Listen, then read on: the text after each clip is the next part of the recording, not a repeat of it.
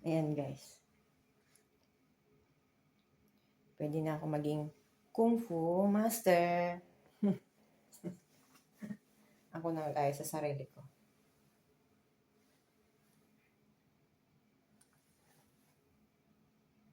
Pwede na.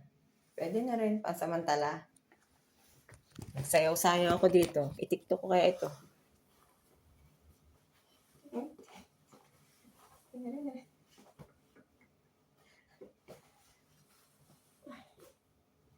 Papasabak ako sa maraming hugasan. Kapag hindi mahugasan, ibasura. Dishwasher na tamad.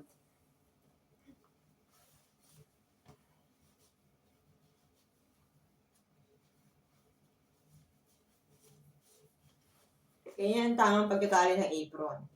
Sa harap.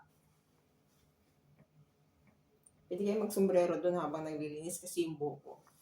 Kung nakaganto lang yung buhok ko, pwede parang gulo-gulo naman ang buhok ko. Okay na ganito.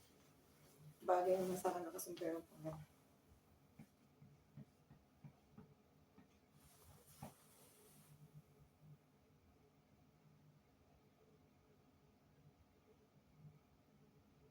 Chef naman talaga ako dapat eh. Assistant cook.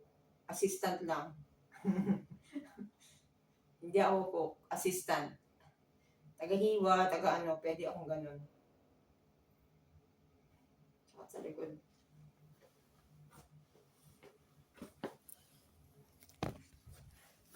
Sige na.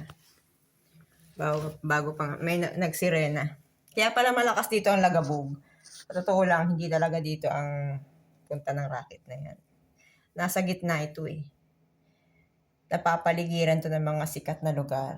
Asdod, Jerusalem, Tel Aviv. Kaya lahat ng sabog, dito ang echo. Pero hindi ito. 5 o'clock bababa na ako. Diba? Masarap din namang magbago ng ibang work status. Yung from housekeeper ka, i-upgrade mo sarili mo, sa kusina ka, taga-assistant, taga-dishwasher, para hindi ba nakakasawa? Hero-rotation. Hindi pa laging doon, hindi pa laging sa ganun ka naka-assign. Ako mag-4 na taon, sa room lahat. Siyempre, yun ang apply ko eh.